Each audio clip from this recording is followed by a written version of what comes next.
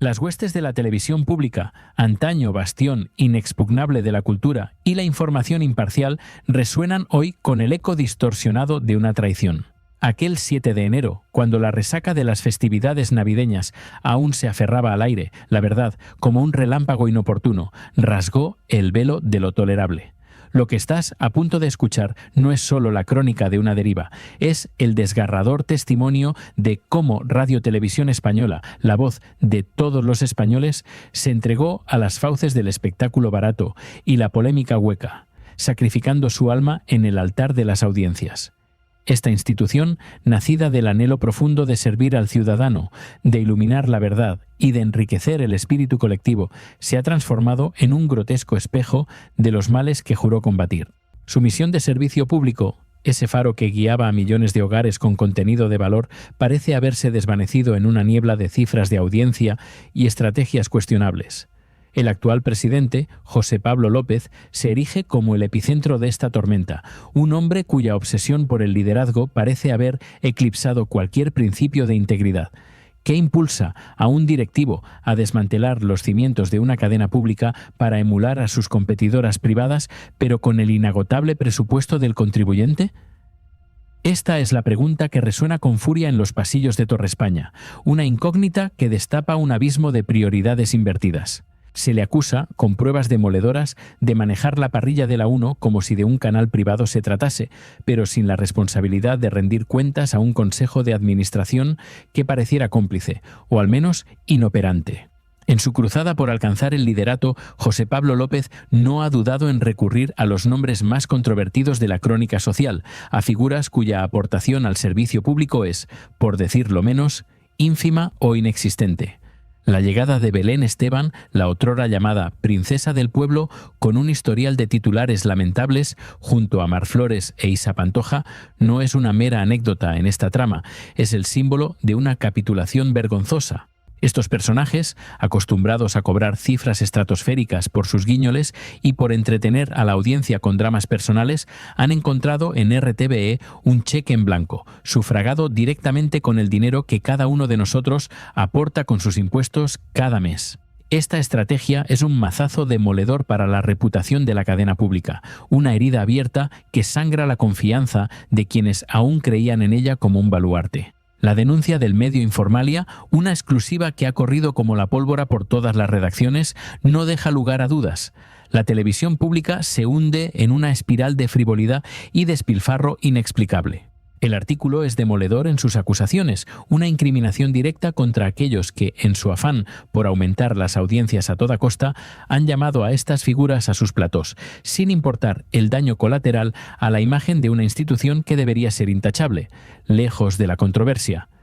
No podemos permanecer impasibles ante semejante despropósito que desafía la lógica y la ética. Mientras observamos cómo se dilapidan nuestros fondos públicos en espectáculos que bien podrían emitirse en cualquier canal privado, la indignación crece y la pregunta se hace inevitable. ¿Dónde queda el servicio público en este torbellino de intereses puramente comerciales? Es una cuestión que nos interpela a todos, a quienes pagamos religiosamente nuestros impuestos y esperamos a cambio una televisión digna, de calidad y comprometida con los valores cívicos que la sostienen. Antes de continuar adentrándonos en este laberinto de decisiones cuestionables y oscuras, me gustaría conocer tu opinión al respecto. Cuéntame en los comentarios, ¿desde dónde nos estás viendo y qué piensas hasta ahora de esta transformación o más bien desnaturalización de Radio Televisión Española? Vuestras voces son cruciales para entender la magnitud de este descontento generalizado. Y si aún no formas parte de nuestra comunidad, te invito encarecidamente a suscribirte a Olor a Farándula, donde desvelamos las verdades incómodas y analizamos los fenómenos que marcan la agenda mediática con una perspectiva crítica. Tu apoyo es el motor imparable que nos impulsa a seguir buscando la verdad sin miedo. El caso de José Pablo López es paradigmático de una era donde el fin justifica los medios, incluso si esos medios implican desvirtuar por completo la esencia de una cadena pública fundamental.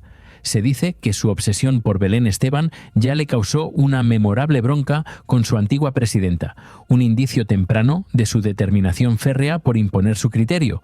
Pero más allá de filias personales, lo que sí parece evidente es su férrea determinación por alcanzar el liderazgo de audiencia, al precio que sea, incluso si esto significa desviar a RTVE del camino del servicio público que le corresponde.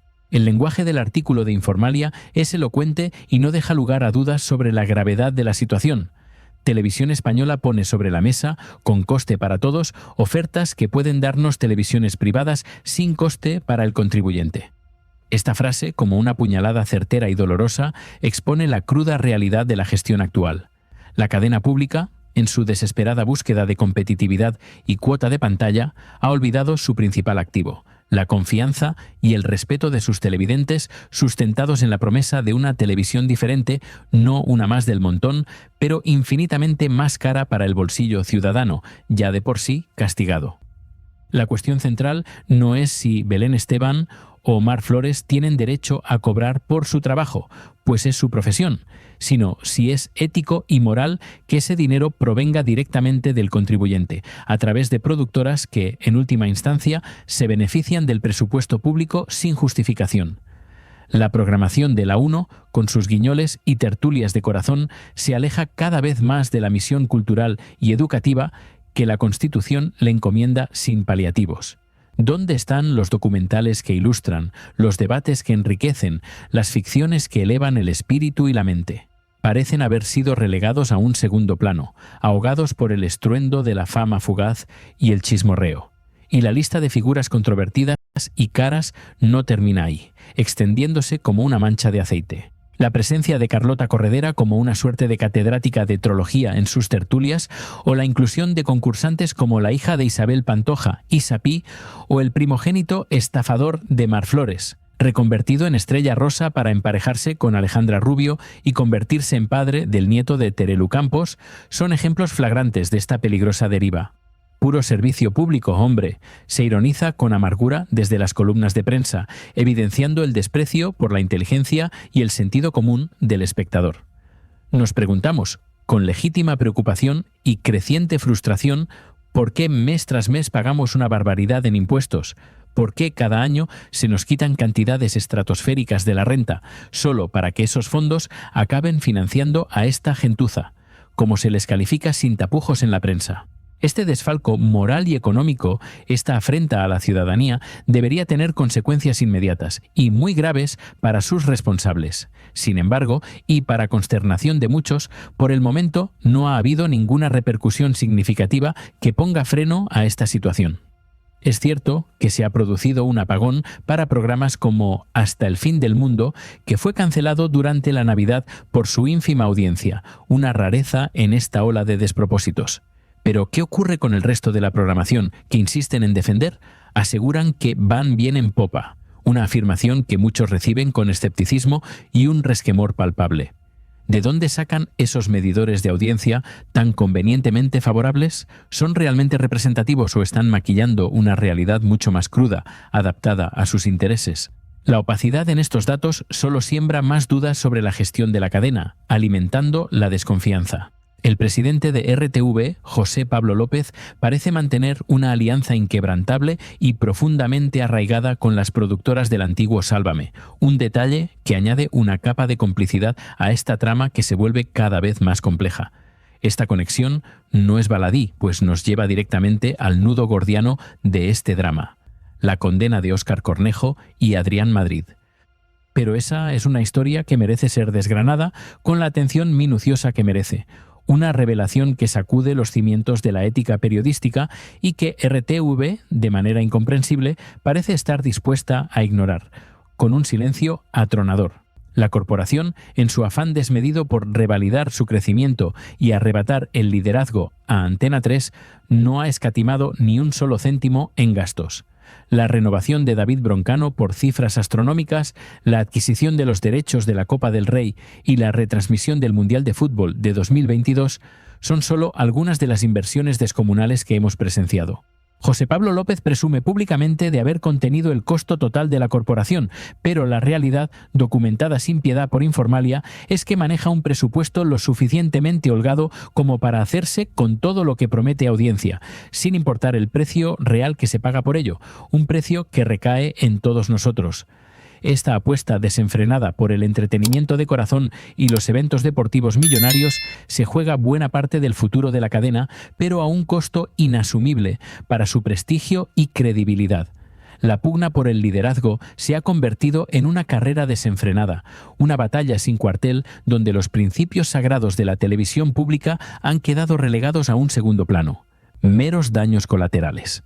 La pregunta que flota en el aire es si este camino, pavimentado con cheques en blanco y alianzas dudosas, es el destino que deseamos para nuestra televisión nacional, la que debería ser el reflejo de la diversidad y el talento de España. Estamos ante una encrucijada crucial y definitoria, un momento en que la sociedad debe reflexionar con calma, pero con firmeza, sobre el papel fundamental de RTVE. Es la ambición desmedida de un solo hombre, la búsqueda desesperada de números en la parrilla, suficiente para justificar la traición a su esencia, a su razón de ser? La respuesta, desde esta tribuna, es un rotundo no, que resuena con la fuerza de la indignación. Lo que se está gestando en la televisión pública es una crisis de identidad profunda, un ocaso que amenaza con sumir a una institución centenaria en la irrelevancia moral y el descrédito más absoluto. El coste de esta travesía, mis queridos espectadores, no es solo monetario, es un precio mucho más alto, el de la confianza y la integridad, bienes irrecuperables una vez perdidos. Este capítulo apenas ha arañado la superficie de la verdad más cruda y dolorosa. Si la deriva de Radiotelevisión Española hacia la frivolidad y el despilfarro ya era un golpe devastador, la siguiente revelación es un zarpazo que amenaza con desmoronar los últimos vestigios de su credibilidad. El terremoto judicial que conmocionó a la industria mediática, la condena a Óscar Cornejo y Adrián Madrid, directivos de la infame Fábrica de la Tele, por violentar la intimidad de Rocío Flores cuando aún era menor de edad, ha encontrado un eco perturbador en el seno de la cadena pública. ¿Cómo es posible que una institución financiada por todos nosotros mantenga a profesionales condenados por un delito tan grave? La sentencia, firme y sin paliativos, condenó a estos dos pesos pesados de la televisión a 2 años de prisión y a la inhabilitación profesional, una decisión que debería haber supuesto su expulsión fulminante de cualquier cargo de responsabilidad.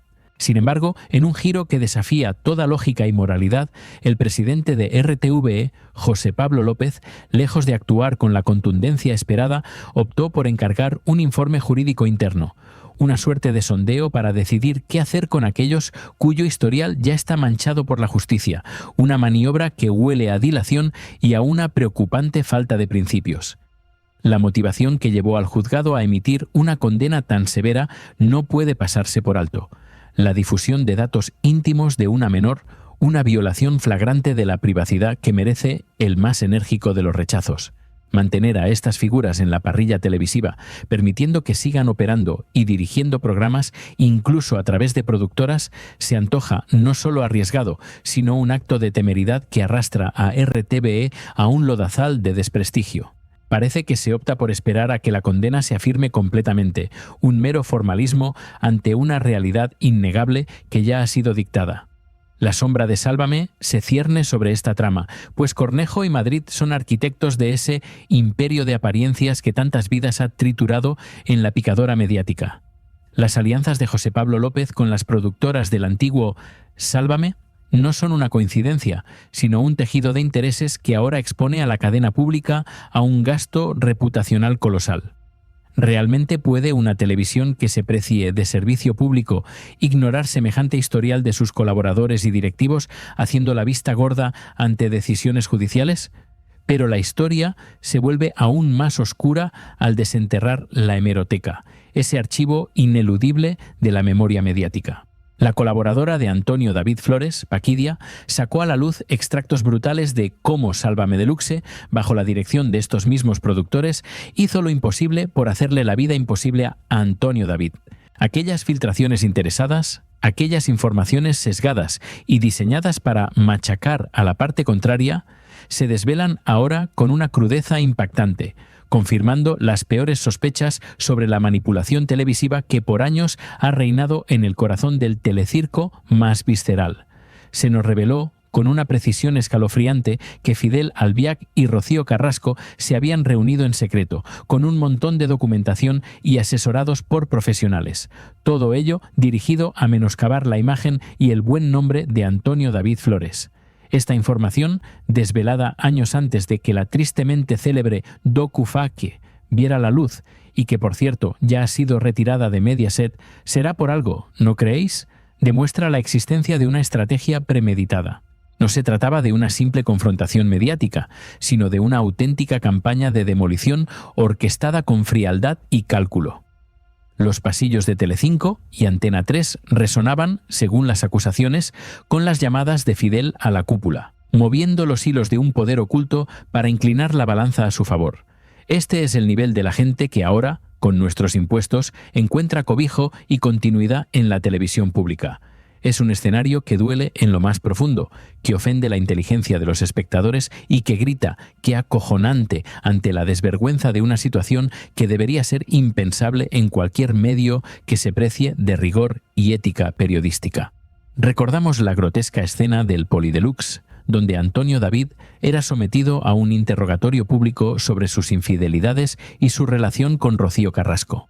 Preguntas como ¿le fuiste infiel a Rocío Carrasco con una amiga suya mientras estaba embarazada? ¿O ¿le fuiste infiel en alguna ocasión a Rocío Carrasco mientras estabas con ella? Eran lanzadas sin pudor.